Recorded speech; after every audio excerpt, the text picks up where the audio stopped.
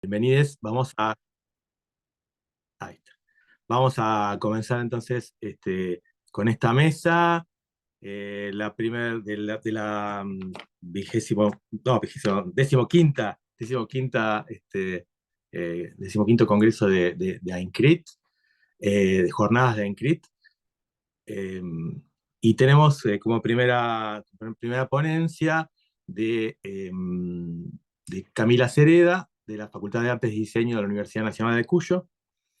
¿Querés presentarte y nos decís el título de tu ponencia? Te escuchamos, Camila.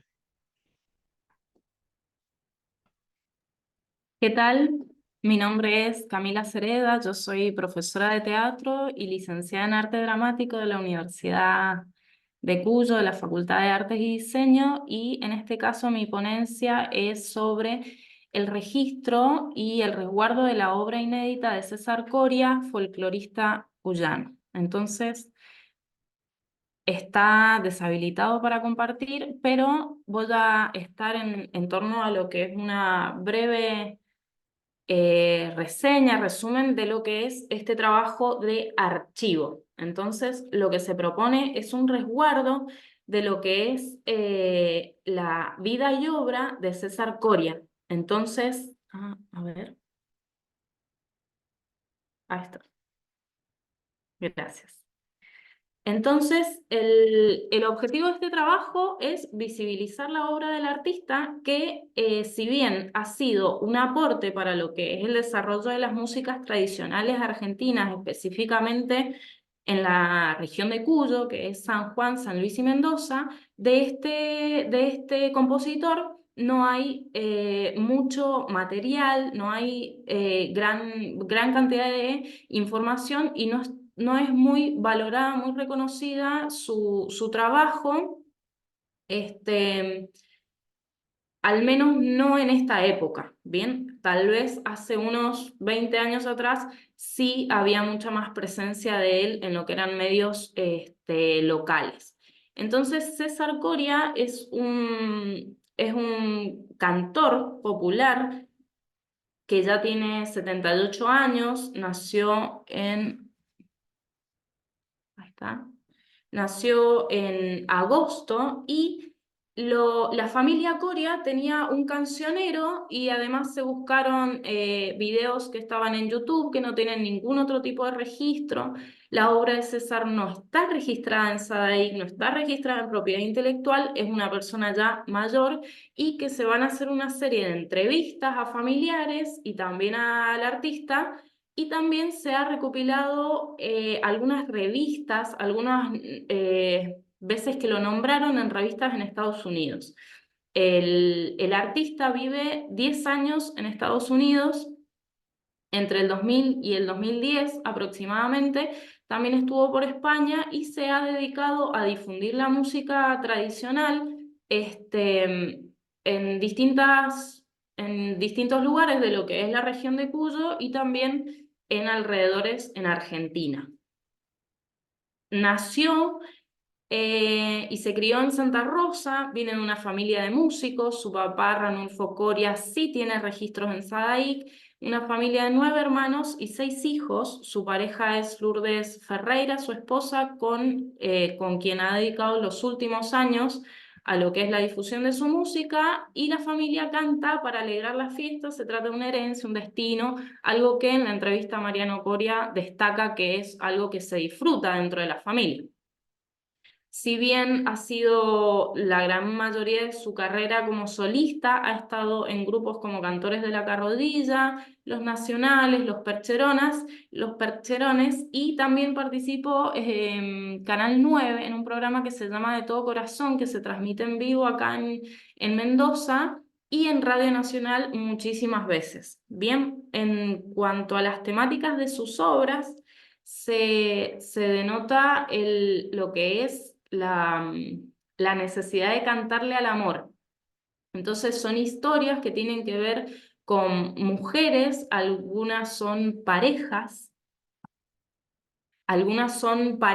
otros son amores más pasajeros, Pero en estas relaciones se puede ver amor, desamor, pasión, deseo, hay necesidad física, corporal de estar con las otras personas y también hay muchos dolores y sensaciones de heridas e incluso de rencores en base a estas relaciones cuando no prosperan.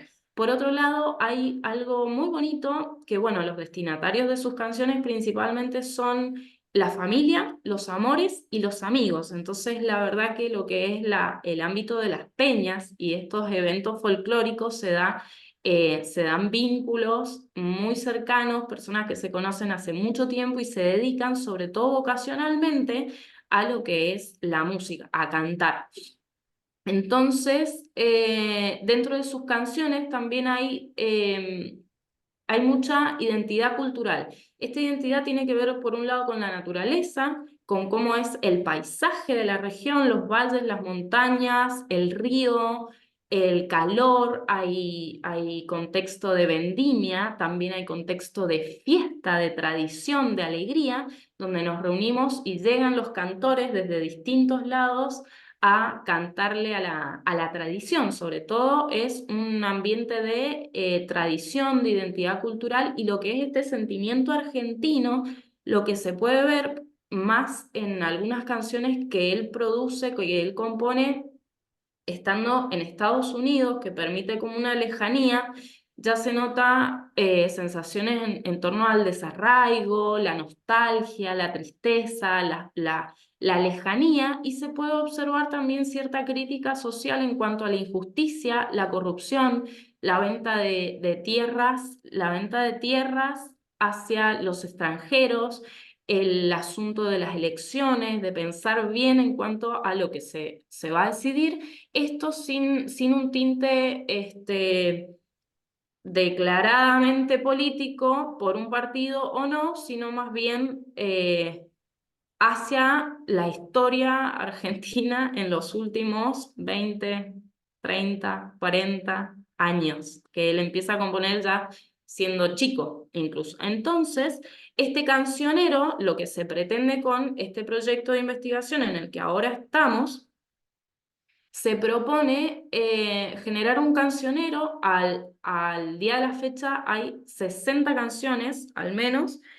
donde hay composiciones que es música, otra que es solo letra, y hay casos donde es música y letra de César Coria, también hay poemas sin música, principalmente se ha movido en los géneros de la cueca, la tonada del gato, chacarera, chamamé y milongas. La visión es poder registrar partituras con letra y música de todas las canciones y hacer el registro en propiedad intelectual, en SADAIC, y publicar, ojalá, un libro que sea obras inéditas, rescatando y poniendo en valor la vida y obra de César Coria, folclorista cuyano, que incluya también una cronología de lo que ha sido su trayectoria, y ojalá inspirar a que otras personas, músicos, investigadores de las artes escénicas en Mendoza puedan poner en valor la producción de innumerable cantidad de personas, músicas que se dedican vocacionalmente durante más de 20 años a difundir la música tradicional, principalmente la música cuyana, que es todo un fenómeno muy bonito y que tiene que ver a la identidad cultural, en este caso, región de Cuyo. De eso se trata mi investigación. Es un proyecto grande que estamos en la etapa de recopilación, transcripción de canciones, transcripción de videos de YouTube, entrevistas a familiares, entrevistas a amistades y empezando a transitar lo que va a ser el texto donde podamos describir la vida y obra del artista. Eso sería. Voy a dejar de compartir Buenísimo, Camila. y le doy la pasada a la próxima persona. Bueno, seguimos entonces en la decimoquinta Jornadas Nacionales y 10ª Jornadas Latinoamericanas de Investigación y Crítica Teatral, para decir bien su título. Y en la continuidad tenemos de la Universidad Federal de São João del Rei a Wallace Ríos de Oliveira. Esta mesa está centrada en toda la problemática de sonido, música e iluminación. ¿Sí? Wallace, ¿estás por ahí?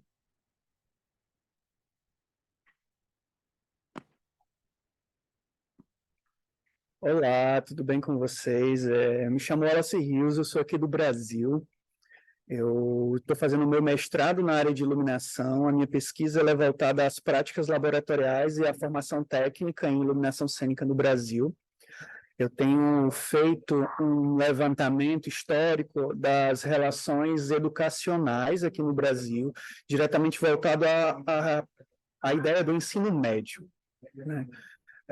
Aqui no Brasil, muito se discute a formação em iluminação em caráter de graduação. Porém, dentro do meu recorte, eu tenho interesse em discutir, estudar as relações que são voltadas ao ensino médio e ao trabalho prático do dia a dia. Por quê? Porque, observando as pessoas que trabalham no meu setor, muitas delas não possuem educação básica, e o acesso à universidade é um pouco mais complicador para essas pessoas do que o próprio ensino médio. Então, no Brasil, a gente possui algumas legislações que são voltadas às categorias técnicas. No nosso caso, são a educação técnica profissional, que é o que eu venho estudando esse período do meu mestrado, e eu tenho observado que existem diversas contradições dentro da legislação brasileira, desde o início do processo de construção de uma educação nacional técnica até hoje. Existe uma relação muito voltada à ideia do mercado do que à própria ideia da educação. Vocês estão me ouvindo? A imagem de vocês está travada para mim. Eu não consigo entender se vocês estão aí comigo. Alô? Alô, alô, alô? Sí, estás bien. Todo bien. Pronto, tudo bem. Existe uma legislação no Brasil, como eu venho falando, que são as EPTNM, que são o ensino profissional técnico em nível médio. Eu tenho estudado dentro desse processo algumas escolas no Brasil que têm desenvolvido metodologias de ensino para esse tipo de profissional, que são as pessoas de base, são os técnicos em iluminação de montagem, são os eletricistas e o princípio do que a gente vai chamar de iluminador ou iluminadora. Uma coisa que temos notado dentro da nossa pesquisa é que existe um certo glamour na ideia de que o iluminador ou a iluminadora são a ponta de linha, a finalização de um processo educacional dentro desse setor. E isso não é verdade, porque a gente sabe que todas as pessoas envolvidas nesse processo, sejam técnicos de montagem, sejam operadores ou operadoras de luz, também fazem parte desse mesmo processo de criação de luz para a cena. A diferença é que existe um glamour na ideia em que o iluminador é considerado artista. Só que existe uma problemática aí que historicamente isso vem sendo desenvolvido desde o princípio da separação de classes, onde quem tem mais condições tem educação e que não tem trabalha manualmente, né? Que é a ideia da arte e da técnica. Isso eu também venho trabalhando em cima do meu artigo para desmistificar essa relação de o que é técnica e o que é arte. Principalmente porque a palavra arte, né, do grego, surge da palavra técnica em si. Então, não existe uma separação semântica entre as duas. E aí, dentro dessa minha pesquisa, uma escola específica aqui do Brasil, que é a SP Escola de Teatro, que ela aplica essa metodologia dentro da legislação brasileira com a relação da educação profissional de nível médio.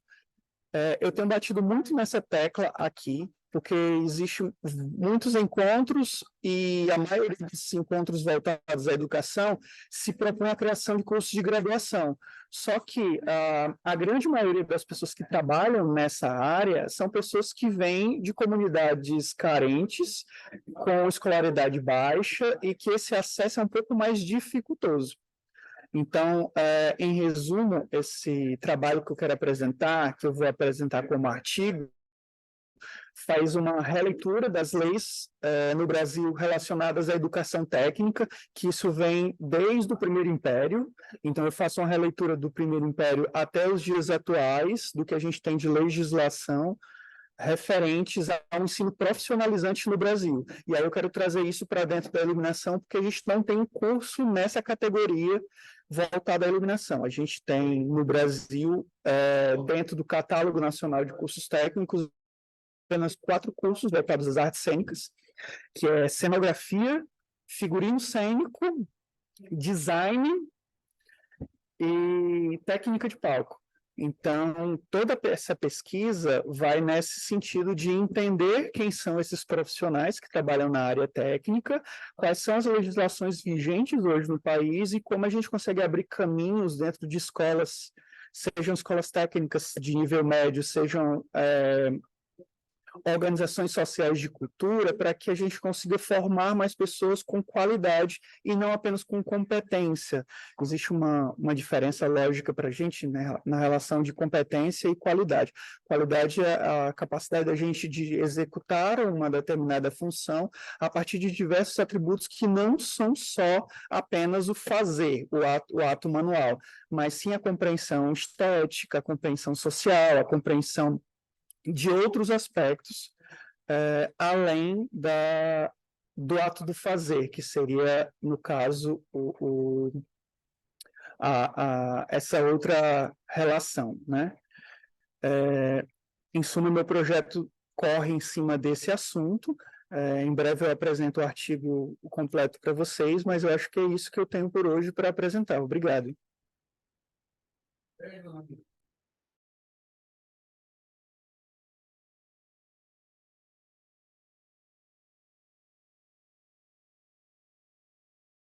Ahí está. Una pregunta de traducción. Técnico de palco. Deixa eu pensar seria um cenógrafo de atuação direta, um maquinista. Ah, está. Bueno, buenísimo. Muchas gracias, Wallace. Ficou mais claro? Sí, sí. Al final vamos a recapitular y compartir un poquito más. Así que seguimos en la continuidad. Voy yo. Bien. Bueno, yo soy Guillermo Dillon, soy docente de una materia de la carrera de teatro que se llama Música y Coreografía.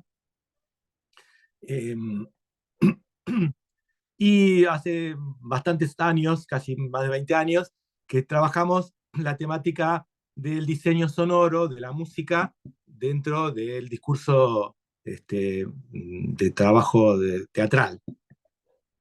Una de las problemáticas, y para la que está dirigida esta ponencia, es compartir un proceso que iniciamos después de la pandemia y que estamos muy entusiasmados y que nos ha mejorado mucho el proceso pedagógico, que además nosotros, juntamente al proceso pedagógico, investigamos esta relación del diseño sonoro, que es algo que está como muy, muy aislado de los roles técnicos y los roles tradicionales del teatro. Yo recién escuchaba a Wallace, y bueno, dentro de las técnicas de teatro, a veces el diseño sonoro o la consideración sonora del hecho teatral está como no tiene lugar, como un no lugar, ¿no? A veces está como cerca de la dirección o cerca de la escenografía. Lo que nosotros estamos trabajando, que es el uso de la autoetnografía. La autoetnografía como un método que está muy presente últimamente en las ciencias sociales y en las ciencias, en el arte, que tiene que ver con una indagación, una autoindagación biográfica de las propias prácticas para ver en ellas cómo se trasluce y poder entender determinados movimientos sociales y determinadas características del hecho a estudiar. Y lo interesante de la autoetnografía, yo también provengo de las ciencias sociales, soy psicólogo y tengo una maestría en psicología de la música, que tiene que ver con la incorporación de lo sensible a la investigación. Eso me parece muy interesante, que es el giro sensible de las ciencias humanas, ¿no? De que solamente no sea todo algo racional o escrito, sino que las sensaciones, y bueno, justamente las sensaciones sonoras son centrales, puedan estar dentro del registro investigativo, ¿no? Pero volviendo al proceso pedagógico, lo que nosotros hacemos era primero un diagnóstico en nuestra materia, que los estudiantes, que son estudiantes de una licenciatura en teatro y que están cursando materias de dirección teatral, no sentíamos que se hacían cargo de la dimensión sonora de la escena.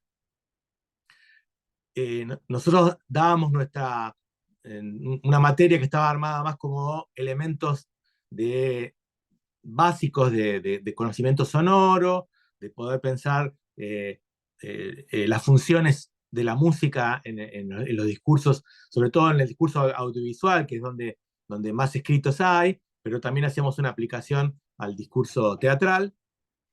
Y lo que veíamos que les costaba mucho a los estudiantes tomar una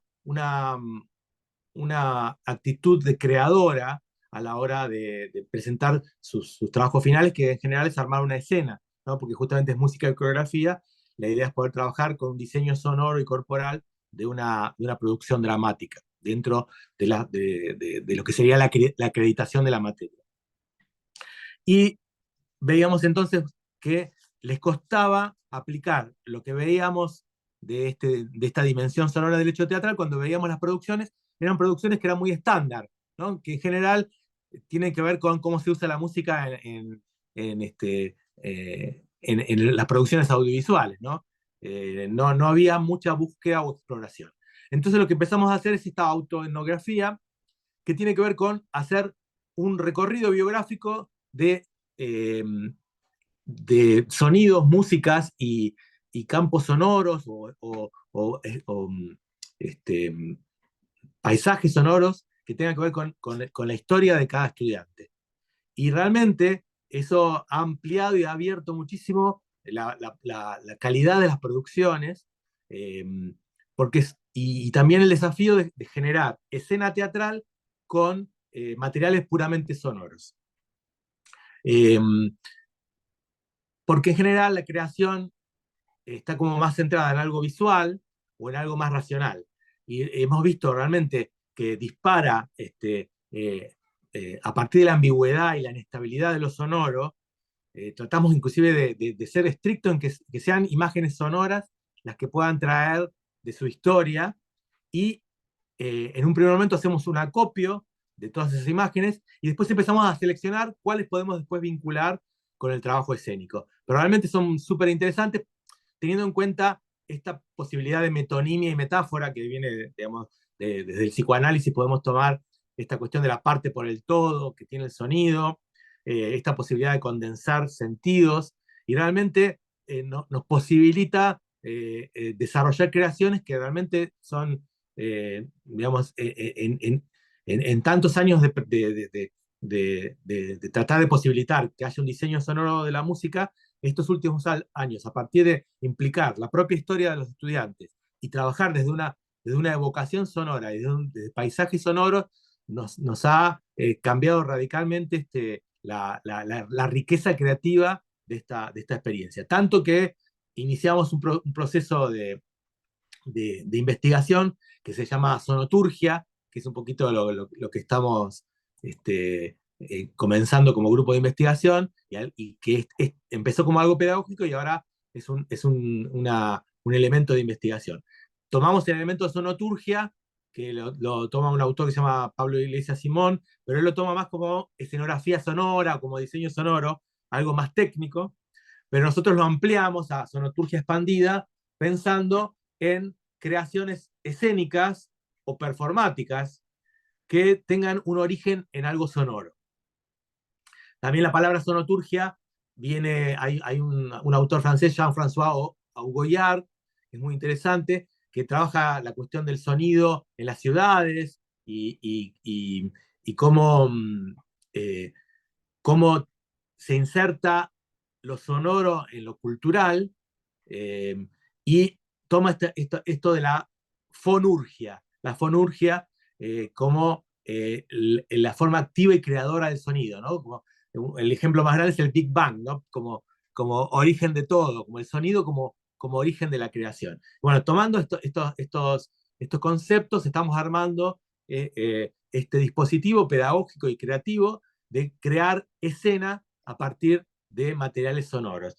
Por ejemplo, para pensar lo evocador de tiempo y espacio que tiene el sonido, porque el sonido justamente no es solamente el hecho físico de ondas sonoras, sino que esto tiene un poder de evocador de tiempo y espacio, y además también tiene una necesidad de educar y ampliar los puntos de escucha de los creadores, ¿no? Esto de poder escuchar más, que en ese sentido también tomamos el deep listening de Paulina Oliveros, que es una compositora que desarrolló un sistema que viene más del campo sonoro, del campo de la composición musical, de poder ampliar el campo de escucha para poder componer y para poder tomar esos paisajes sonoros en el tiempo, en el espacio, con sus filtros, con sus resonancias, con cómo uno percibe activamente el sonido. Y bueno, todo esto realmente está potenciando y está haciéndonos comenzar un camino de formación pedagógica y de investigación de este campo tan poco desarrollado que es lo sonoro relacionado al hecho escénico. Doy algunos ejemplos para que no sea tan teórico solamente, de cuestiones que han surgido en la práctica pedagógica. Una estudiante en su biografía sonora reconoce, ella vive en un pueblo de la provincia de Buenos Aires, que el sonido de la campana fuera de determinados horarios indica que se murió alguien en la ciudad. Y eso es un código propio de esa ciudad, ¿no? Cuando viene un profesor de otra localidad y ve que los estudiantes, ella relata una situación de su secundaria, de que dice, uy, ¿quién se habrá muerto ante un estímulo sonoro? Y el profesor que viene de otra ciudad no entendía cómo sabían que había pasado algo. Bueno, justamente porque ese sonido de campana era un anuncio de este hecho social. Otra estudiante evoca la llegada del camión, el escuchar el motor del camión y cómo retumbaba en el barrio, que implicaba que venía el papá y que le traía un regalo, que era camionero y venía de un viaje y implicaba, ¿no? Entonces, viendo en estos ejemplos cómo esos sonidos, y después, bueno, cómo se transforma eso después en una escena, ¿no? Pero este sonido, como incluyendo un tiempo, una temporalidad, esa temporalidad del camión que está lejos, espacio y tiempo de llegada, un vínculo social, bueno, todo lo que implica estas escuchas, a la que se suman no solamente espacios sonoros, sino también consumos musicales, ¿no? No solamente es sonoro, sino también consumos musicales diversos, desde músicas que escuchaban sus padres, a músicas que tienen que ver con las épocas televisivas o con las épocas de la edad de cada uno. Bueno, todo esto hace que en esta autoetnografía, y ya voy terminando, se condensan espacio, tiempo, cultura, y realmente es un elemento creativo que realmente nos parece muy potente para la creación teatral y para la transmisión de lo importante, porque es lo que nos ha pasado también, es que los estudiantes después, cuando hacen producciones de dirección teatral, quedan sensibilizados de cómo se escucha y qué se escucha en sus producciones teatrales. Bueno, esto sería un poco lo que quería compartir con ustedes. Muchas gracias. Bueno, ahora cambio a mi rol de coordinador. En la siguiente ponencia tenemos a Rocío Reina. Rocío, si querés comentarnos de qué vas a compartir. Hola, ¿cómo va? Bueno, yo pertenezco al Instituto de Investigación de Teatro de la Universidad Nacional de las Artes del Departamento de Artes Dramáticas, que es el Grupo FIER. Esta investigación es un acercamiento a mi trabajo en el doctorado de arte, o sea que estoy empezando a hacer el doctorado. Yo voy a leer, yo trabajo sobre dramaturgias grupales de mujeres y disidencias. Mi ponencia la voy a leer. Se llama Resonancias y repercusiones del cabaret para una dramaturgia musical. Entra una mujer vestida de época, finales del siglo XVIII aproximadamente. Claramente es un hombre vestido de mujer. Se sienta en el piano que está en escena. Suenan explosivos afuera y un griterío de voces femeninas anticipan a las 4 mujeres que irrumpen en el espacio. Vienen escapando de un afuera aterrador. Hablan un simulado francés en un mal español afrancesado. Madame Cosette denuncia la presencia de la mujer misteriosa del piano. La mujer empieza a tocar el piano. Las 4 mujeres están disfrazadas para no ser reconocidas. Han robado la Constitución. Sus atuendos son de todos los tiempos y clases. Una lleva un overol de obrero, otra una túnica de monjes franciscanos, una tercera lleva un traje de astronauta, para seguro después confesar haber inventado un traje para viajar al infinito y más allá. Y una cuarta lleva su real uniforme de sirvienta. Las mujeres se quitan sus disfraces y van quedando en calzones de épocas, mientras Cucú, la sirvienta, junta las prendas. Madame Pardieu insinúa que hay un traidor en el movimiento. Segundo más tarde entra Madame Petit, hermana de Marie, notoriamente disfrazada de un pintor. Las mujeres se sobresaltan y atacan a la mujer, que no tarda en desmontar su ficción quitándose un falso bigote, dejando al descubierto su identidad. Trae noticias de afuera. Hay un estallido social. Las mujeres han tomado París. Parecen hablar de la toma de la Bastilla y la Revolución Francesa, pero todo está trastocado. Se mezclan detalles de época. Así podemos presenciar la muerte de Robespierre y la bola de Pokémon en un mismo diálogo. Golpean la puerta. Una voz masculina las amenaza para que abran. Las acusa de esconder un nombre. La respuesta de las mujeres es cantada e inmediata. Ellas están cosiendo y tomando el té. Mientras las mujeres cantan alegremente, sus acciones son muy diferentes a su aparente algarabía. Mientras que hablan de cacerolas, se ve cómo se van pasando bolsas de dinamita y pistolas. Así comienzan Las Miserables, obra de teatro escrita, dirigida y actuada por las Reinas Chulas, compañía de teatro Cabaret de México, integrado por Ana Francis Moore, Cecilia Sofre, Maricela C. y Nora Huertas, con Fernanda Tapia como actriz invitada y Juliette Nieves en el piano. Esta obra de teatro escrita en el 2016 reescribe muy de su manera la obra original de Víctor Hugo, Los Miserables. Esta grupa de mujeres vuelven al tiempo de la Revolución Francesa, recuperando la memoria que encierra el lema libertad, igualdad y fraternidad, un aglutinador de sentido capaz de traer del pasado la imagen poética de la Revolución. Bachelard, en la poética del espacio, plantea una fenomenología de la imaginación, un estudio del fenómeno de la imagen poética que sucede, a comillas, cuando la imagen surge en la conciencia como un producto directo del corazón, del alma, del ser del hombre captado en su actualidad. Cierro comillas. Entre una imagen poética nueva, dice Bachelard, y un arquetipo dormido en el fondo del inconsciente, tendremos que comprender que dicha relación no es hablando con propiedad causal. La imagen poética no está sometida a un impulso, no es el eco de un pasado, es más bien lo contrario. En el resplandor de una imagen resuenan los ecos del pasado lejano, sin que se vea a qué profundidad van a repercutir y extinguirse. Cierro comillas. Los ecos de la imagen poética de los Miserables resuenan en una dramaturgia grupal por medio de la producción de un mensaje sonoro, donde encontramos texturas musicales con flexibilidad de ritmo y sutilezas dinámicas que nos hacen dialogar con el cabaret de la Revolución Francesa desde la producción de un Moulin Rouge político mexicano.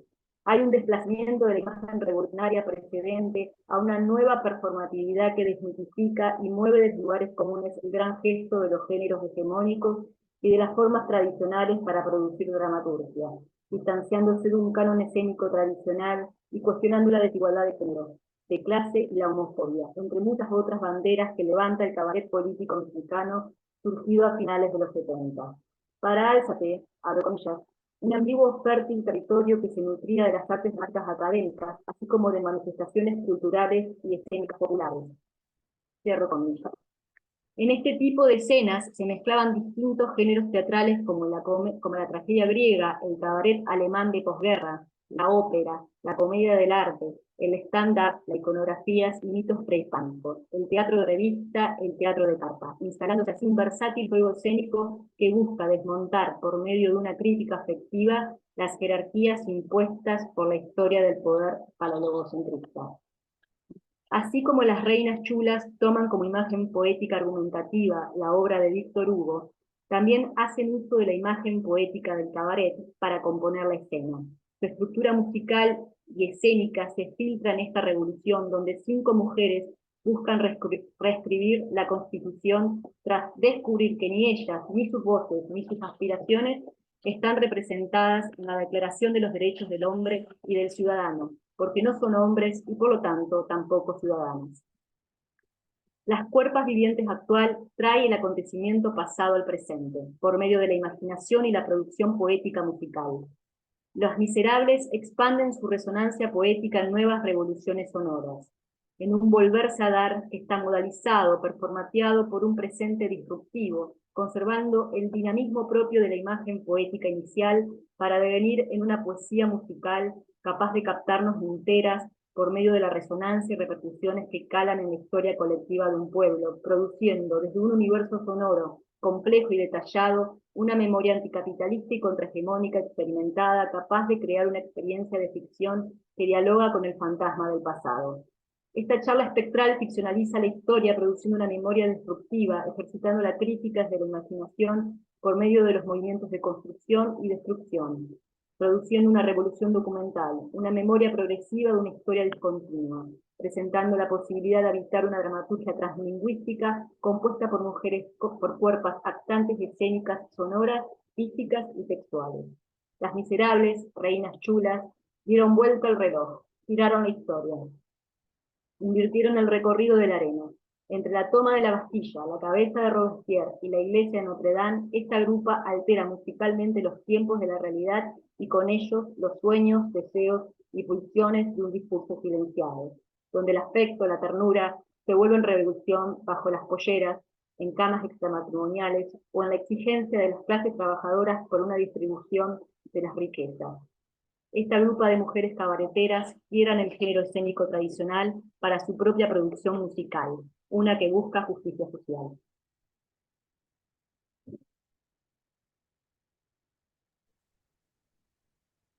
Bien, muy bien, muchas gracias, Rocío. Leonardo, escuchamos la ponencia también de la Universidad Federal de São João del Rei, los documentos de la iluminación escénica, procedimientos para recolecta y tratamiento de fuentes orales y documentales, recolecta y tratamiento de fuentes orales y documentales de investigación. ¿Sí? Te escuchamos. Isso. Vocês estão me escutando? Deixa eu compartilhar a tela aqui, só um momento.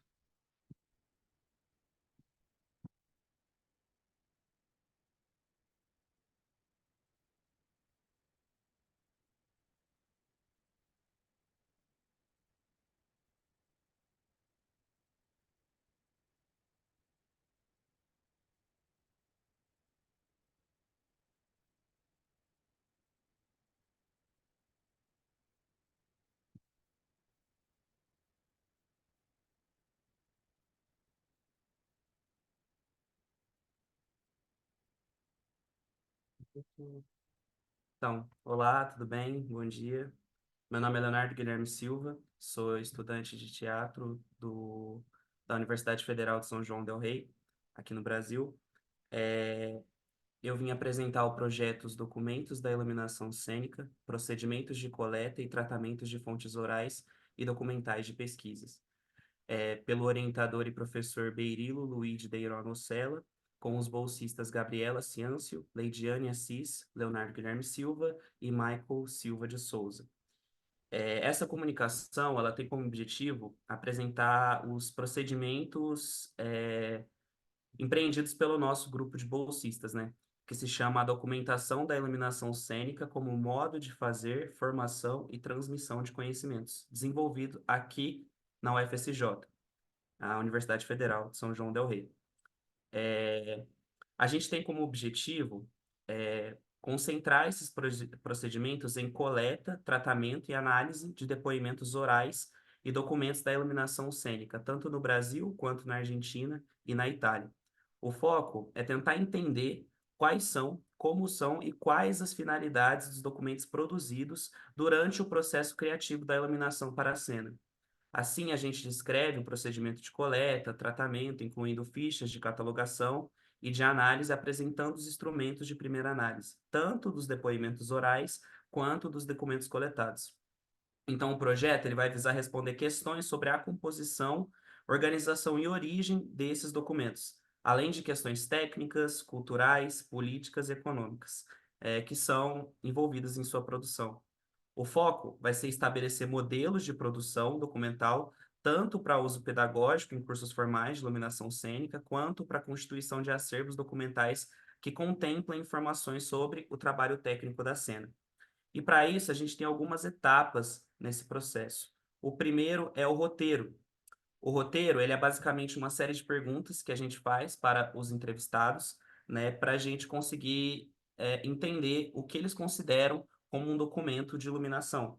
É muito importante que nesse roteiro as perguntas para o entrevistado tenham um cuidado para garantir que elas sejam abrangentes o suficientes para que o entrevistado descreva com suas próprias palavras o que ele de fato considera um documento de iluminação.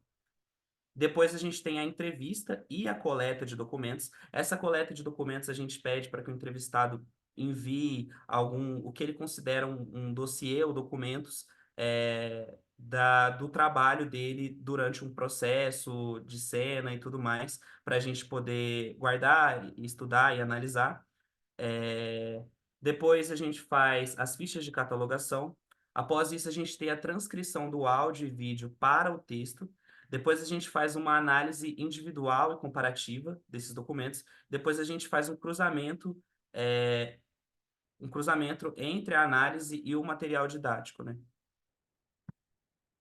E o nosso método de pesquisa se baseia em 3 eixos, que também são as perguntas que fazemos para os entrevistados.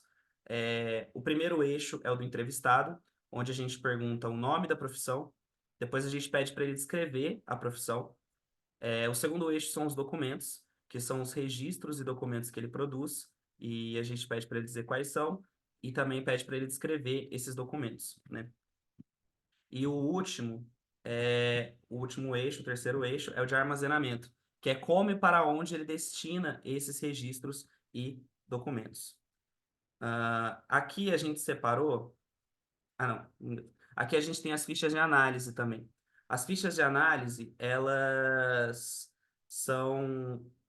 Nessas fichas são feita a decupagem da transcrição da entrevista. Nela, a gente separa os trechos onde os candidatos respondem às perguntas feitas no roteiro, e após isso é feita uma síntese do que foi dito, e depois uma análise e comentários do assunto.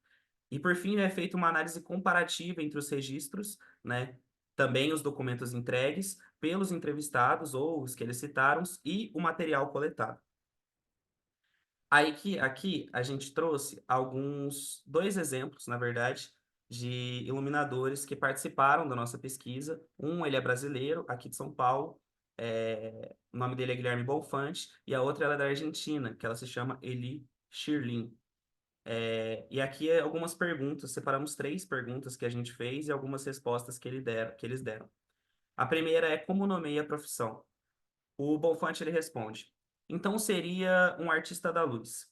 Se a gente fosse traduzir, sei lá, que nome daria para isso, o light designer para mim é o que melhor define, sabe? Então, basicamente, ele nomeia a profissão como light designer, né? O light designer é responsável por desenvolver e aplicar a melhor utilização da luz para um projeto, seja para fins estéticos e artísticos. A Eilish Lin, ela já respondeu como desenho de iluminação ou desenho de luzes, né?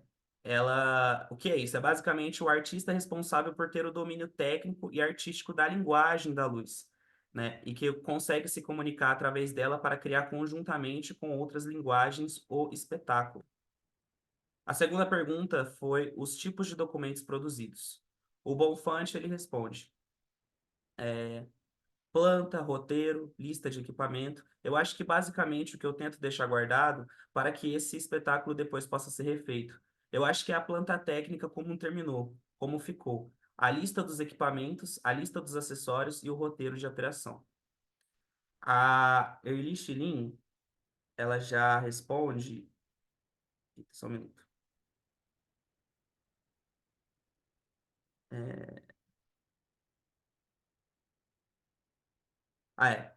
Ela responde que há vários tipos de documentos que são produzidos, né? Ela destaca 3 tipos, né? Um... Só um minuto. O primeiro conjunto de documentos está relacionado ao processo de criação, principalmente a uma reunião com a equipe criativa que traga materiais, estímulos e ideias plásticas para o espetáculo. Esses materiais serão testados para se entender a estética do espetáculo. O segundo conjunto de materiais técnicos são todo o conjunto necessário para que o montador consiga executar seu trabalho, sendo plantas, cortes, planilhas de luminárias, relação de refletores com acessórios, fotos ou desenhos da direção e abertura dos focos.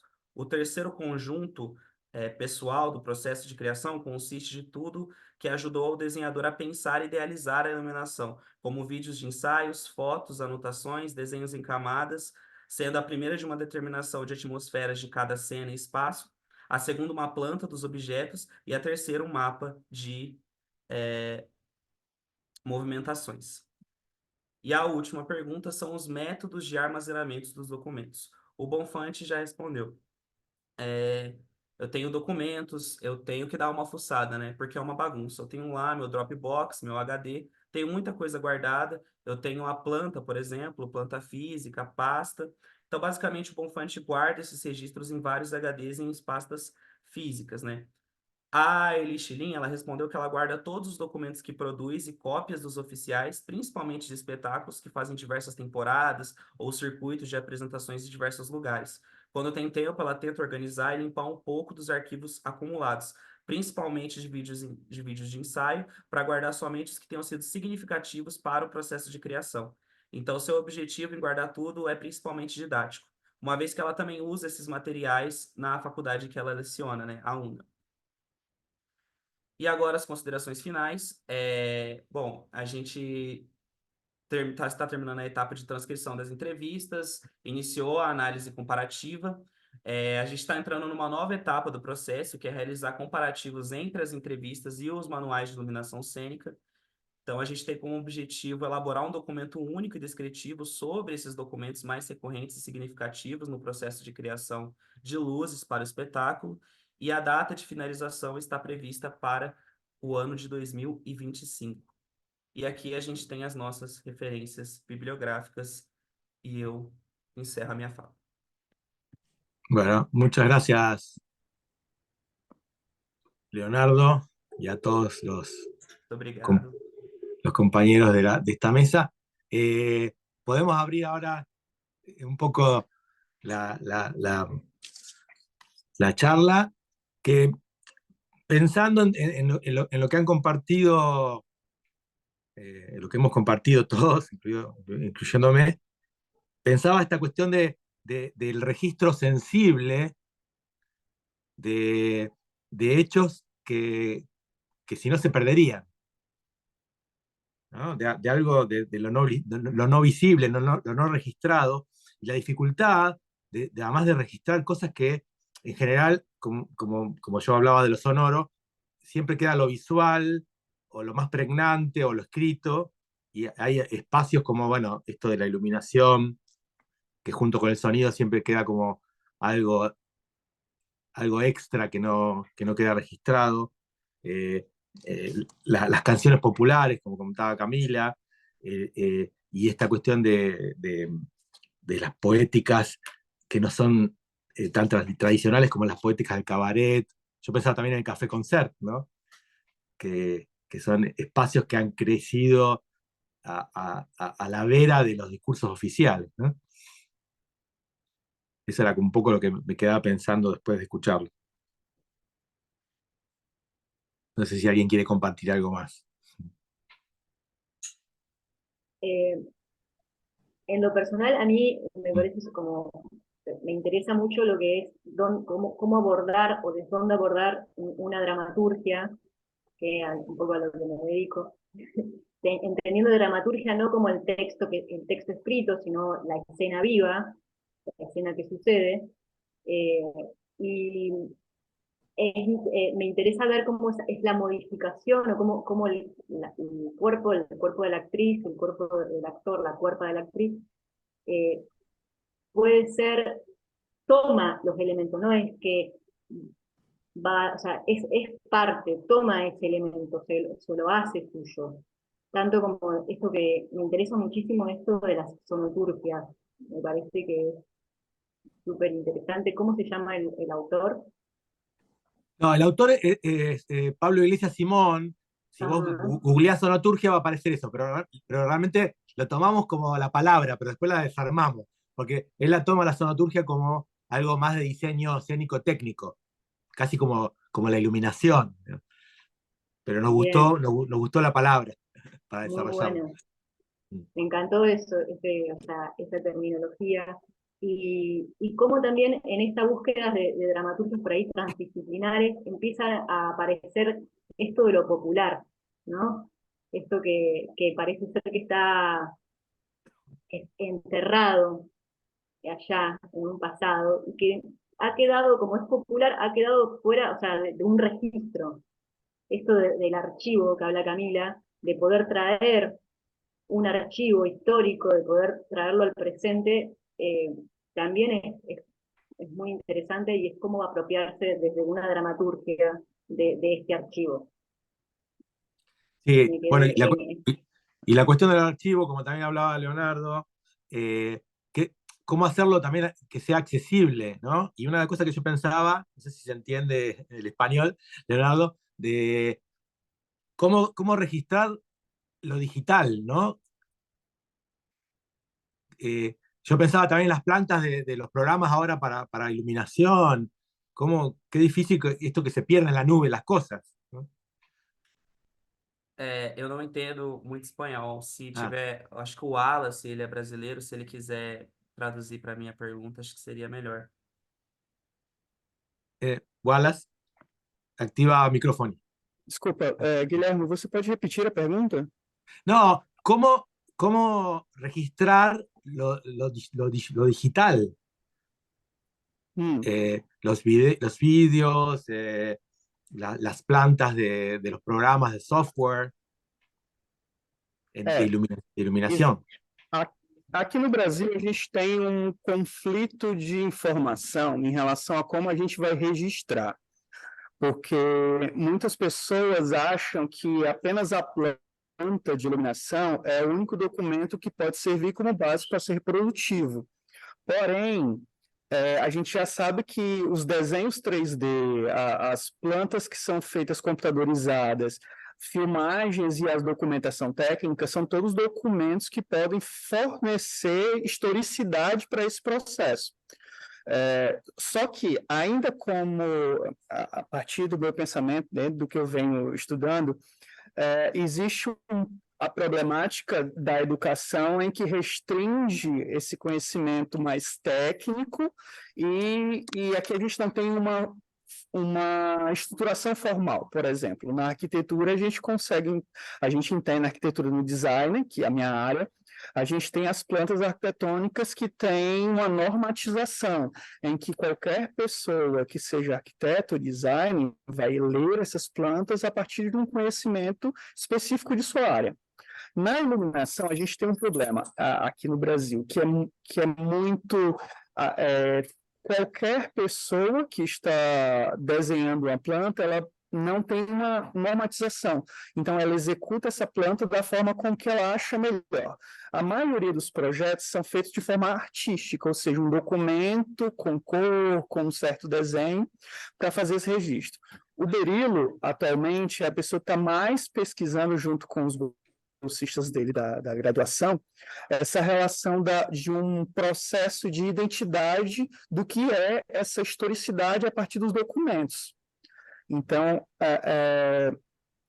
aqui a gente constrói a planta, porém, para muitas pessoas, fica apenas esse único documento de registro formal.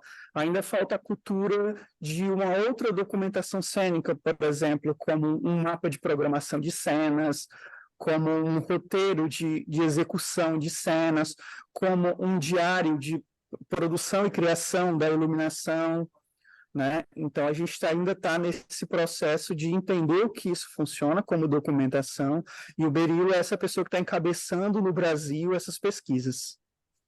Muy bien. Sí, por eso también me parecía interesante lo que decía Leonardo de no solamente que quede la planta, sino también la parte creativa, lo que decía Eli Sirlin, de cómo se generó, digamos, el concepto, que eso también pasa mucho con el diseño musical, ¿no? de teatral. Yo Sí, quería compartir una experiencia para hacer el espectáculo de mi tesis. Estábamos en pandemia y lo que se tomó fue hacer un video de teatro, una escena. Entonces esa escena se armó en el garage de mi casa y yo trabajé directamente con un músico y productor musical. Entonces yo tenía las imágenes de la obra, rescaté las imágenes de la escena y cómo yo me la imaginaba, y al músico le fui diciendo, acá yo siento ruido, acá yo siento muchas voces por todos lados, acá yo creo que hay un eco. Y yo le iba contando a él las sensaciones físicas, corporales y los estados emocionales. Acá me siento nerviosa.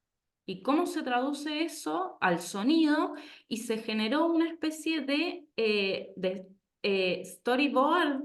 Entonces era como lo que decía Wallace, como escena por escena, los componentes que tenía ese proceso, y además quedó una especie de lo que un programa de producción musical te genera, la dinámica, creo que es la palabra, de cómo es el volumen, la intensidad, el sonido por ahí que permitía. Entonces eso es parte de una bitácora, ¿no? El tema de poner en valor todo lo que es la bitácora creativa y lo que es en el sentido de la investigación del proceso creativo. También, por ejemplo, en la Universidad de Valparaíso, en lo que es la cátedra de diseño sonoro, también el profesor facilitaba como una forma de escritura visual de lo que era lo sonoro.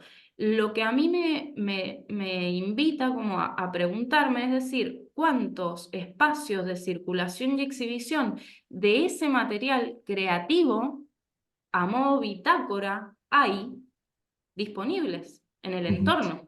sí. Porque yo puedo ir a un festival y mostrar mi obra, pero ¿en cuántos festivales hay una instancia para conversación sobre el proceso creativo, por ejemplo? Y eso justamente, bueno, uno son estos espacios, y también lo interesante que después sirven para el proceso pedagógico, que es un poco lo que decía Wallace y lo que estoy haciendo yo, cómo también dialoga la creación real con los procesos pedagógicos para poder transmitir lo que se hace realmente en la sala, en el espacio teatral. Bueno, muy interesante. Daría para charlar mucho más, pero creo que ya estamos excedidos de tiempo. Yo le quería también decir a Wallace que esta cuestión de la iluminación como técnica solamente y no pensada como rol creativo, es algo que lo vemos mucho también en nuestros espacios teatrales, ¿no? Que siempre es el tiracables, ¿no? Y no se lo considera como personaje creativo, como parte fundamental, ¿no? del espacio teatral. Bueno, muchas gracias a todos los participantes. Muy importante compartir en estos momentos la creación y la cultura, en momentos donde es necesario poder seguir valorando y compartiendo nuestras experiencias, porque todos evidentemente somos muy apasionados y le ponemos mucho tiempo y cabeza a esto que hacemos. Muchas gracias.